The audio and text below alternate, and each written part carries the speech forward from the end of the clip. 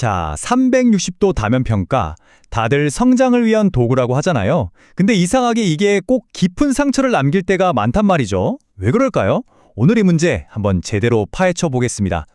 혹시 받아보신 적 있으세요? 머리로는 알아요. 이게 다 성장하라고 주는 피드백이라는 거. 근데 막상 그 평가지를 딱 받아들면 와, 진짜 심장이 쿵 내려앉는 것 같고 마음이 엄청 힘들어지잖아요. 바로 그 순간 말이에요. 이게 그냥 하는 말이 아닌 게 실제로 어떤 코치가 이런 얘기를 하더라고요. 자기가 코칭하던 되게 높은 리더 한 분이 이거 딱 받고 나서 너무 충격을 받아서 나 그냥 회사 그만둘까? 이 생각까지 했대요. 와, 이 한마디만 들어도 이게 얼마나 강력한지 또 잘못하면 얼마나 위험할 수 있는지 감이 오시죠? 자, 바로 이 지점에서 우리가 꼭 기억해야 할 게 있어요. 뭐냐면 그 평가 보고서, 그건 그냥 시작일 뿐이라는 거예요.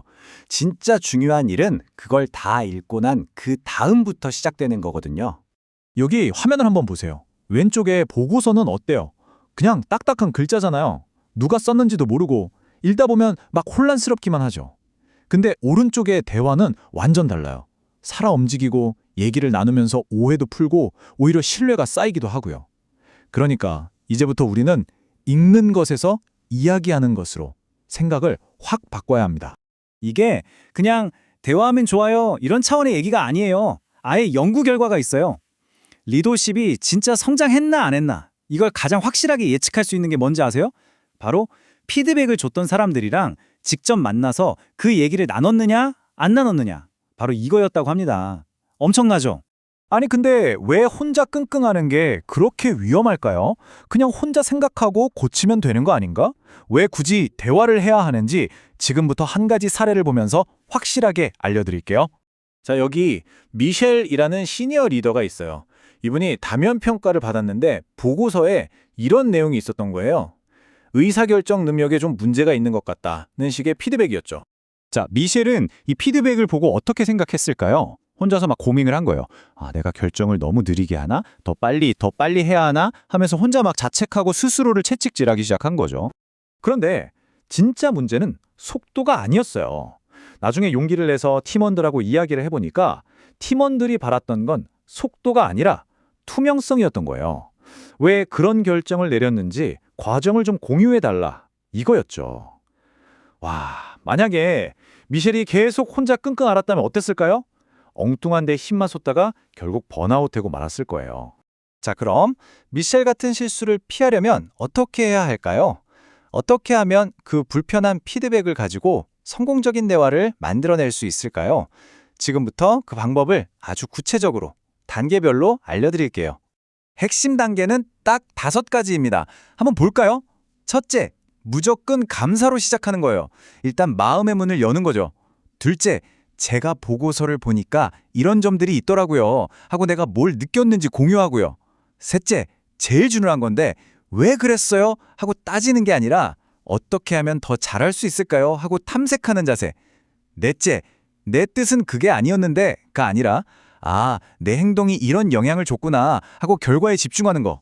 그리고 마지막으로 그 자리에서 막 약속하고 해결하려고 하지 말고 일단은 듣는 거예요.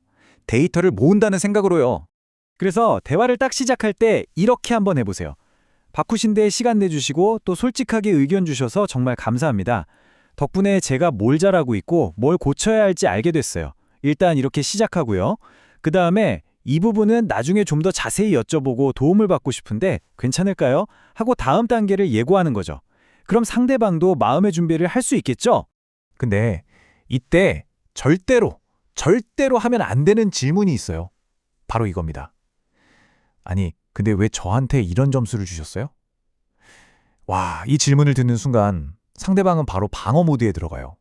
대화는 거기서 끝나는 겁니다.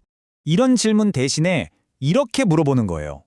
제가 이런 평가를 받았는데 혹시 제 어떤 행동이나 말을 보고 그렇게 느끼셨을지 제가 좀 더 잘 이해할 수 있도록 도와주실 수 있을까요? 어때요? 완전 다르죠? 이건 상대를 몰아붙이는 게 아니라 내가 배우고 싶다는 신호를 주는 거거든요.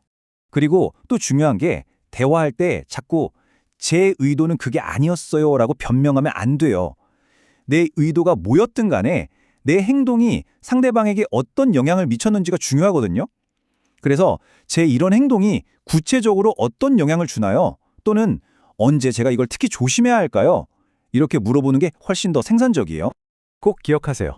이 대화의 목표는 그 자리에서 네, 제가 다 바꾸겠습니다 하고 약속하는 게 아니에요. 일단 배우는 거, 정보를 모으는 게 목표입니다. 그러니까 오늘 주신 말씀들 정말 감사하고요. 제가 충분히 고민해보고 다시 말씀드릴게요 라고 말하면서 시간을 버는 게 아주 중요합니다. 물론 대화하다 보면 울컥할 때가 있겠죠. 사람이니까요. 그럴 때를 대비해서 이런 만능 답변들을 미리 준비해 두세요.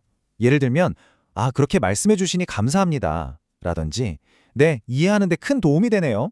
아니면 혹시 구체적인 예시를 하나만 더 들어주실 수 있을까요? 이런 말들이에요. 감정이 격해지는 걸 막아주고 대화를 계속 이어가게 하는 마법의 문장이죠. 자, 이렇게 해서 힘든 첫 대화를 잘 마쳤다고 칩시다. 그럼 이제 끝일까요? 아니죠. 진짜 중요한 건 이제부터예요. 이 대화를 어떻게 꾸준한 성장으로 이어갈 수 있을지 그 방법을 한번 알아볼게요. 이번엔 데이비드라는 리더의 이야기입니다. 이분은 팀원들한테서 인정을 충분히 못 받는 것 같다는 피드백을 받았어요. 본인은 스스로 되게 배려심 많은 상사라고 생각하고 있었는데 이런 피드백을 받으니까 얼마나 충격이었겠어요. 그래서 팀원들과 대화를 해봤더니 문제가 뭐였냐면 이분이 좀 조용한 스타일이라 팀원들의 성과를 밖으로 잘 알리지 않았던 거예요. 그걸 깨닫고 나서 데이비드는 팀원들이 잘한 일이 있으면 막 여기저기 적극적으로 알리기 시작했어요. 근데 여기서 끝이 아니에요. 나중에 팀원들한테 다시 가서 물어봤어요. 요즘 제가 좀 노력하고 있는데 혹시 변화가 좀 느껴지세요? 바로 이 확인 과정, 이게 진짜 변화를 만들어내는 핵심입니다. 자, 이제 거의 다 왔습니다. 그렇다면 360도 피드백이 진짜 목표가 뭘까요? 흔히들 나의 단점을 고치는 것이라고 생각하는데 사실 그게 아니에요. 360도 피드백의 진짜 의미는 이거예요. 나라는 사람에 대한 인식을 넓혀서 리더로서 더 다양한 선택을 할 수 있게 만들어주는 기회라는 거죠. 너 이거 못했어 하고 지적하는 성적표가 아니고요. 이런 길도 있어 하고 보여주는 지도 같은 거예요. 결국 그 보고서는 그냥 종이에 적힌 데이터일 뿐입니다. 진짜 변화는 그 데이터를 손에 쥐고 당신이 어떤 대화를 시작하느냐에 달려 있어요. 자, 여러분은 어떤 대화를 시작하시겠어요?